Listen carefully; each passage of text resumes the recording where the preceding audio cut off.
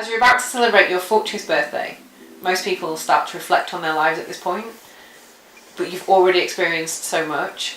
You've got a book about your life, detailing significant events.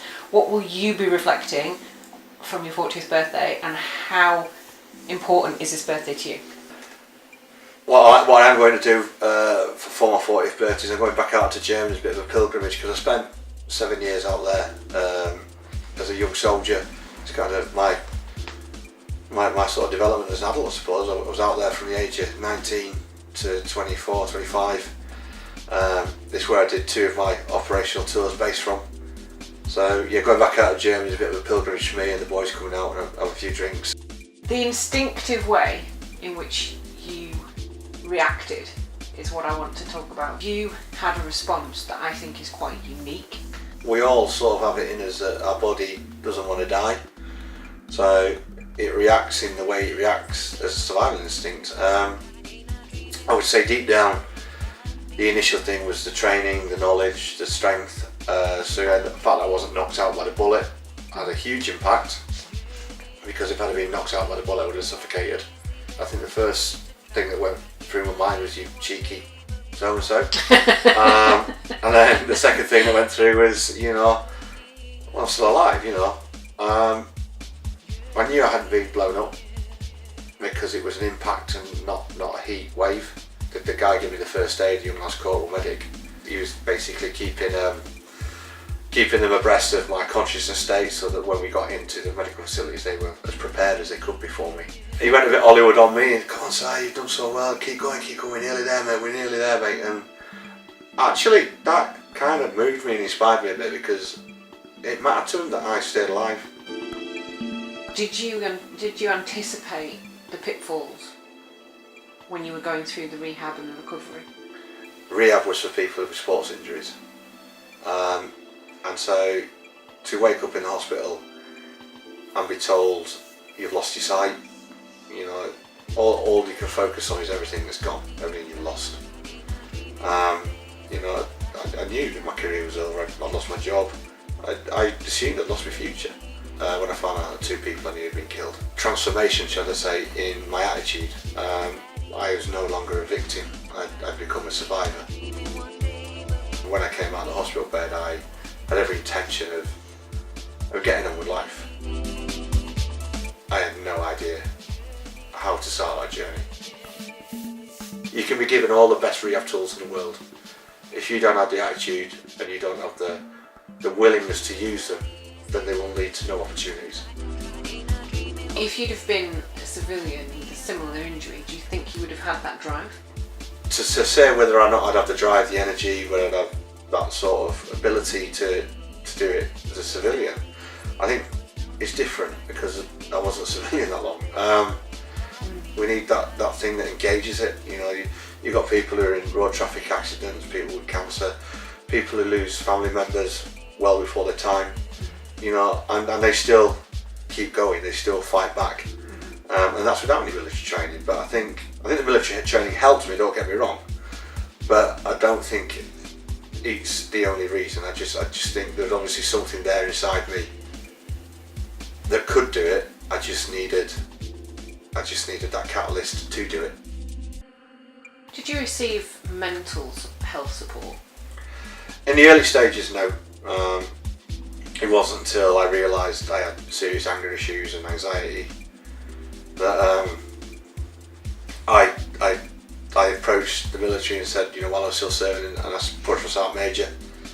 I said, something's not right, sir, I need help. And he was a really understanding bloke and a really nice bloke. He went, right, well, we'll get you in touch with the DCMH. And from that, I then went and did some counselling. I worked out what was wrong. And ironically, it wasn't my injuries that were the problem. What happened is I developed mental health issues from my time in Kosovo, and rather than dealing with it then, I buried my head in the sand. And when I got physically injured, I was no longer mentally strong enough to hold up all those barriers I'd done. Right.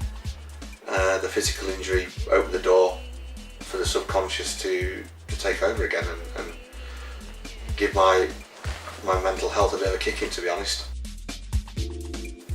I have dark days, what we call a black dog day, where I don't engage with the world, and it's too much.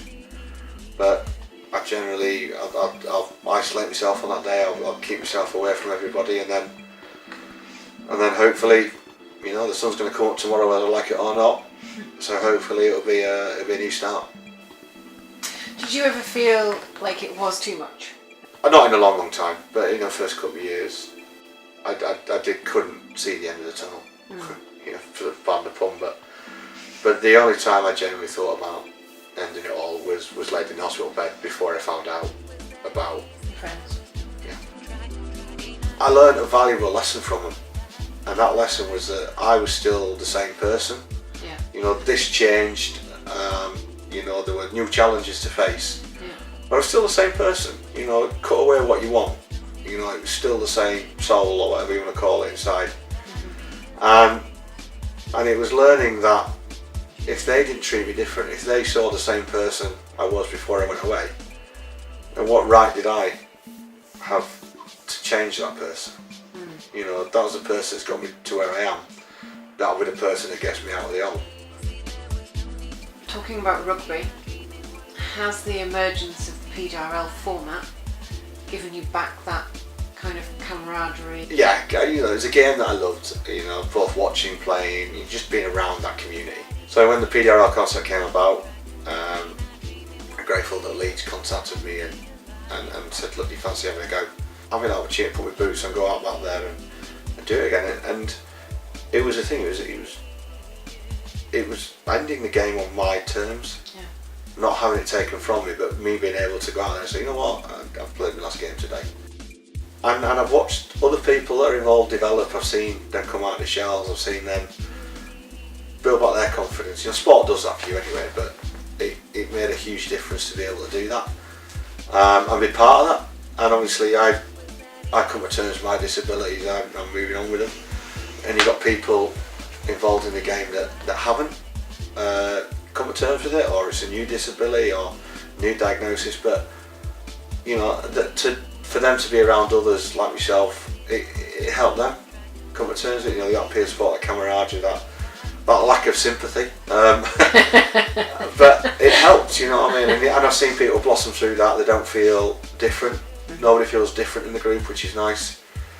And they've had a chance for people to respect them on what they can do, and not feel sorry for them for what they can't do, which makes a big difference. I said I don't know how many years I've got left playing. I am going to ask you, if you can foresee you maybe trying for a place to represent your country. It would be lovely to play for